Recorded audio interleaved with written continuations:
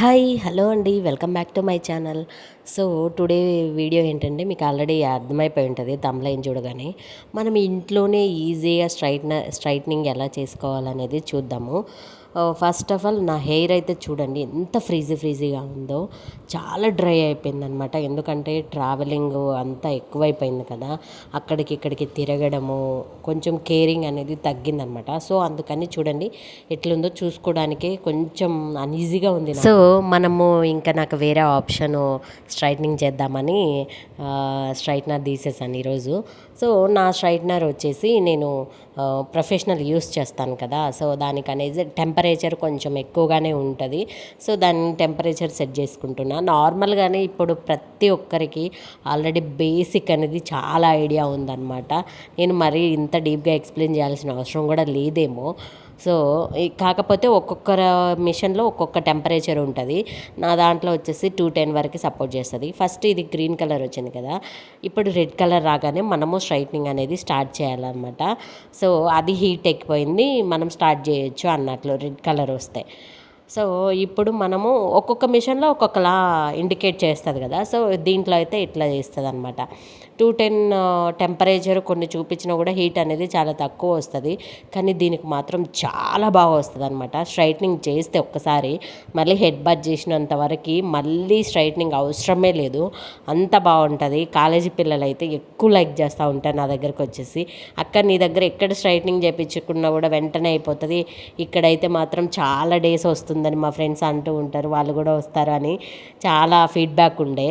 So so మనము straightening ఇంట్లో ఇంత కాస్ట్ పెట్టి యూస్ చేయం కాబట్టి మేబీ అయి ఉండొచ్చేమో. అందులోనూ చేసే విధానం కూడా డిఫరెన్స్ ఉంటుంది కదా. సో అందుకని ఇప్పుడు నేను ఎట్లా సెల్ఫ్ చేసుకుంటాను అనేది చూసేయండి. నార్మల్గా అయితే ఎక్కువ క్లిప్స్ పెట్టేస్తాను, ఎందుకంటే చిన్న చిన్న లేయర్స్ తీస్తాం కాబట్టి.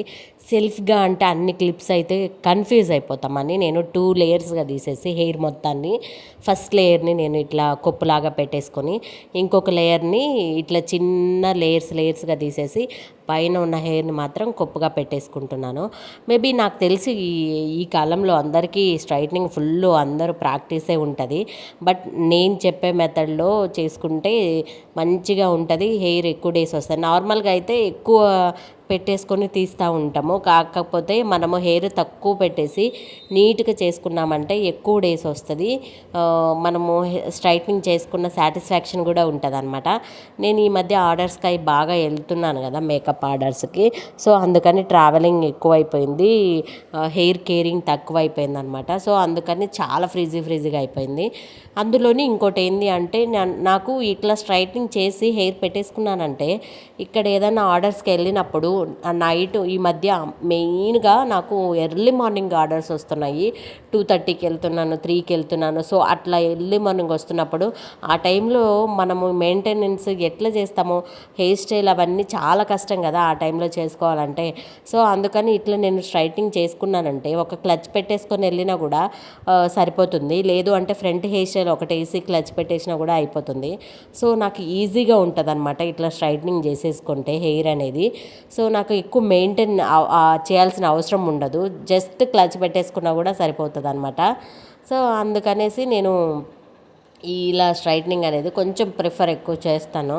సో నాకు స్మూత్గా కూడా అనిపిస్తుంది హెయిర్, అంటే డిఫరెంట్గా అనిపిస్తుంది ఫేస్ కూడా ఇట్లా చేసుకున్న తర్వాత. అంటే నాకు పెద్ద హెయిర్ కూడా నాది నార్మల్ హెయిరే, కొంచెం స్ట్రైట్గా ఉంటుంది.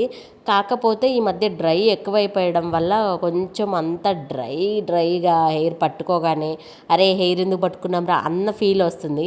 ఇలా స్ట్రైట్నింగ్ చేయగానే ఎంత స్మూత్గా అయిపోతాయో కదా. ఇంకా కర్లీ హెయిర్ వాళ్ళకైతే ఇంకా మంచిగా ఉంటుంది. సో చూడండి అసలు ఎంత డిఫరెన్స్ తెలుస్తుందో ఇప్పటికే. సో ఈ ప్రాసెస్ అయితే ఇట్లా చిన్న చిన్న లేయర్స్ అన్నీ తీసుకుంటూ మనము హెయిర్ అనేది స్మూత్గా స్ట్రైట్నింగ్ చేసుకోవాలి. కోంబ్ అనేది ఇది యూస్ చేయొద్దు, కాకపోతే నేను పార్లర్లో నా కోంబ్ అనేది ఇదే అనమాట. సో ఒక స్టిక్ లాగా ఉంటుంది కదా, అలాంటి కోంబ్ అయితే యూస్ చేయండి, మీకు పట్టుకోవడానికి ఈజీగా ఉంటుంది. బట్ నాది ఇంట్లో ఉంది ఆ కోంబో, అందుకని నేను పార్లర్లో సపరేట్గా పెట్టుకుంటాను నాకంటూ ఒక కోంబో, అది మాత్రం యూస్ చేస్తున్నాను. బట్ కొంచెం టైం పడుతుంది, ఏం కాదు, నాకు ఆల్రెడీ కొంచెం ఉంది కదా ఎక్స్పీరియన్స్ అన్నట్లు ఈ కోంబోతోనే యూస్ చేస్తున్నాను. సో మీరు కూడా ఇంట్లోనే ఇట్లా స్ట్రైట్నింగు ఎప్పటికప్పుడు, అంటే ఫంక్షన్కి వచ్చినప్పుడు మనము ఇంట్లో పార్లర్కి వెళ్ళే టైం లేనప్పుడు ఇట్లా స్ట్రైట్నింగ్ చేసేసుకోండి. ఒక 10-15 మినిట్స్లో మీకు అయిపోతుంది. నేను వీడియో కోసమని నిదానంగా చెప్పడం వల్ల కొంచెం టైం ఉందన్నమాట. సో చూసారు కదా దానికి దీనికి డిఫరెన్స్ ఎలా ఉందో. సో పైన మళ్ళీ నేను ఫినిషింగ్ ఎందుకు ఇస్తున్నానంటే ఏదైనా మేబీ 1 హెయిర్ మిస్ అయినా కూడా కొంచెం డిఫరెన్స్ వస్తుంది కదా అన్నట్లు పైన అలా చేస్తున్నా. ఇంకా 1 సైడ్ అయిపోయింది కాబట్టి నెక్స్ట్ సైడ్ కూడా దీన్ని క్లిప్ పెట్టేసి నెక్స్ట్ సైడ్ కూడా మనము సేమ్ ప్రాసెస్ చేసుకోవాలన్నమాట. ఇప్పుడు దీంతో స్ట్రైట్నర్ తోటే కర్లీ ఎలా చేయాలనేది చూపిస్తున్నాను అనమాట. చూడండి, నేను ఊరికే పైన అట్లా చేశాను కదా, అది అలాగే నిలిచిపోయింది. సో ఇది ఎందుకులే గొడవ అని మళ్ళీ దాన్ని స్ట్రైట్నింగ్ చేసేసాను. సో ఇప్పుడు ఇంకా మనం సెకండ్ సైడ్ స్టార్ట్ చేసేద్దాము. చూసారా ఎంత డిఫరెన్స్ ఉందో దానికి దీనికి. నాది కర్లీ హెయిరే, బట్ దానికి దీనికి సారీ నాది స్మూత్ హెయిరే, స్ట్రైట్ హెయిరే, బట్ దానికి దీనికి చూడండి ఎంత డిఫరెన్స్ ఉందో. సో అట్లా అనమాట, స్ట్రైట్నింగ్ చేసుకుంటే చాలా స్మూత్గా అయిపోతుంది హెయిర్, చాలా సిల్కీగా అయిపోతుంది. సో నీ హెయిర్ ఆల్రెడీ స్ట్రైట్గానే ఉంది కదా, మళ్ళీ ఎందుకు స్ట్రైట్నింగ్ చేసుకోవడం అంటారేమో. కాకపోతే నేను ఎక్కడికన్నా ఆర్డర్స్కి వెళ్ళినప్పుడు, మేకప్ ఆర్డర్స్కి వెళ్ళినప్పుడు మనం మినిమం గ్రూమింగ్ అనేది మెయింటైన్ చేయాలి కదా. సో అందుకని ఇవన్నీ చేయక తప్పట్లేదు నాకు. సో మనము ఎంత నీట్గా ఫేస్ అనేది మనకు ఉంటుందో కొంచెము కస్టమర్ దగ్గరకి ఫీడ్బ్యాక్ కూడా అట్లనే ఉంటుంది అనమాట. సో అందుకని ఇవన్నీ చేయాలి. అండ్ ఇంకోటి ఏంటి అంటే మనకి అక్కడికి కస్టమర్ దగ్గరికి వెళ్ళేటప్పుడు మనకి టైం కూడా చాలా తక్కువ ఉంటుంది కాబట్టి ఇట్లనే ముందు అన్నీ హెయిర్ కేర్ తీసి పెట్టుకుని ఫేస్ కేర్ తీసి పెట్టుకున్నాం అనుకోండి, తర్వాత వెళ్ళేటప్పుడు మనకి చాలా సింపుల్గా అయిపోతుంది. మాయిశ్చరైజర్ పెట్టేసుకొని స్టిక్కర్ పెట్టేసుకున్నా కూడా నీట్గానే అనిపిస్తుంది అనమాట. అందుకనే బ్యూటీషియన్స్ కంపల్సరీ మంత్లీ ఫేషియల్స్ ఇవన్నీ మెయింటైన్ చేయక తప్పదు వాళ్ళకి. సో ఇదన్నమాట మ్యాటర్. మనకి ఆల్మోస్ట్ అయిపోవచ్చింది. ఇంకా నేను ఇట్లా పై లేయర్ ఎందుకు తీస్తున్నాను అంటే ఇక్కడ నుంచి డిఫరెంట్ ఉంటుంది హెయిర్. సో అందుకని నేను ఒకటేలా తీసానంటే పై హెయిర్ కొంచెం స్ట్రైట్గా అవ్వదు. సో అందుకని కింద హెయిర్ కిందికి పై హెయిర్ పైకి అట్లా పెట్టేసి చేసుకోవాలి సైడ్స్కి వచ్చినప్పుడు. సో అప్పుడు అనేది మనకి నీట్గా ఉంటుంది. లేకపోతే కొందరికి చూస్తూ ఉంటారు మనకు ఇక్కడ సైడ్కి వచ్చేసరికి కొంచెము స్టార్టింగ్లో కొంచెం కర్లీగా ఉండి తర్వాత కొంచెం స్మూత్గా ఉండడం అలాంటివి గమనిస్తూనే ఉంటారు. సో అలాంటి ప్రాబ్లమ్స్ ఏం రాకుండా ఉండాలంటే కొంచెం సైడ్స్ కూడా ఇట్లా పైన హెయిర్ పైకి ఒక లేయర్ లాగా తీసి కింద హెయిర్ ఫస్ట్ స్ట్రైట్నింగ్ చేసుకున్నామంటే నీట్గా వచ్చేస్తుంది. సో ఫ్రంట్ హెయిర్ కూడా ఫ్రంట్కి తీసి చేసుకోవాలి. సో అది ప్రతిదీ కొంచెము కొన్ని టిప్స్ పాటిస్తూ తీసుకున్నామంటే నీట్గా వచ్చేస్తుంది. స్ట్రైట్నింగ్ కూడా చాలా సింపుల్గానే చేసుకోవచ్చు, పెద్ద కష్టమేమి కాదు. కాకపోతే కొంచెం సింపుల్ టిప్స్ ఫాలో అయితే ఈజీగా అయిపోతుంది అనమాట సెల్ఫ్ స్ట్రైట్నింగ్ అనేది. మనకి పక్కన వాళ్ళకి చేయడానికి ఈజీగానే ఉంటుంది కానీ మనకి మనం చేసుకోవడానికి కొంచెం కష్టంగానే ఉంటుంది, అది ఏ సర్వీస్ అయినా కూడా. సో ఫేషియల్ కానీ బ్యూటీలో మెయిన్గా బ్యూటీలో అయితే అస్సలు కుదరదు. సో ఫైనల్గా నా లుక్ చూడండి, హెయిర్ లుక్ అనేది చాలా స్మూత్గా అయిపోయింది కదా, చాలా సిల్కీగా అయిపోయింది, పట్టుకోగానే హాయిగా ఉందన్నమాట. కాకపోతే ఇక్కడ ఏంటి అంటే ఆఫ్టర్ ఇక్కడ స్ట్రైట్నింగ్ చేసిన తర్వాత కూడా మీరు కొన్ని జాగ్రత్తలు పాటించారంటే హెయిర్ లాస్ అవ్వకుండా ఉంటుంది. ఎందుకంటే మనము హెయిర్ ఐరనింగ్ చేసిన తర్వాత హెయిర్ అనేది బాగా వీక్ అయిపోయి ఉంటుంది కదా. సో ఈ టైంలో ఎంత జాగ్రత్తగా ఉంటే అంత హెయిర్ లాస్ అవ్వదు, లేదు అంటే హెయిర్ ఫాల్ అవుతుంది. సో ఆ టిప్స్ కూడా కొంచెం చూసుకొని చేసుకోండి. సో టిప్స్ పక్కన పెట్టేస్తే మనం ఇప్పుడు మిషన్ బంద్ చేసేస్తే అది కొంచెం నార్మల్ టెంపరేచర్కి వచ్చాక దాన్ని ప్యాక్ చేయొచ్చు. అండ్ ఇక్కడ నా పని అయితే కంప్లీట్ అయిపోయిందనమాట, నా స్ట్రైట్నింగ్ అయితే.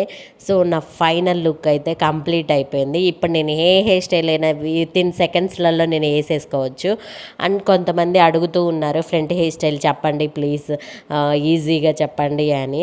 సో అది ఒక వీడియోలో చూస్తే వచ్చేది కాదు, బట్ నేను చూపిస్తున్నాను. ఈ హెయిర్ స్టైల్లో కొన్ని ఫ్రంట్ హెయిర్ స్టైల్స్ చూపించాను, నెక్స్ట్ వీడియోస్ అవే వస్తున్నాయి చూడండి. అండ్ ఇంకోటి ఏంటి అంటే మన నెక్స్ట్ వీడియోలో మ్యారేజ్ సీజన్ స్టార్ట్ అయింది కాబట్టి మనం ఇంట్లోనే ఎట్లా శారీ ప్లీటింగ్ చేసుకునేది అనేది ఫర్ ద ఫస్ట్ టైం మన ఛానల్లో వస్తుందన్నమాట, శారీ ఫ్రీ ప్లీటింగ్.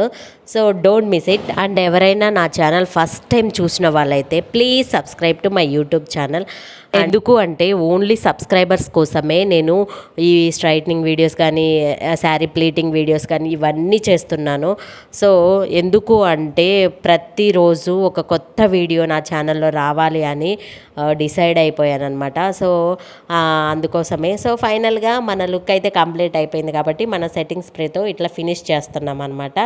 సో దీని స్మెల్ అయితే సూపర్ ఉంటుంది. సో ఆ స్మెల్ కోసమైనా నేను స్ప్రే చేస్తూ ఉంటాను.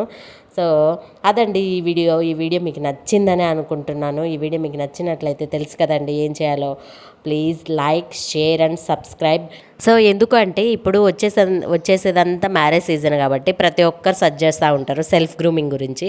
సో మీరు షేర్ చేశారంటే వీడియో వాళ్ళకి యూస్ అవుతుంది అండ్ నాకు కూడా యూజ్ అవుతుంది అనమాట. సో నేను కొత్త వీడియోస్ చేయడానికి మోటివ్గా ఉంటుంది అనమాట. అంతే అండి. Thank you for watching. Bye. See you in next video. Bye.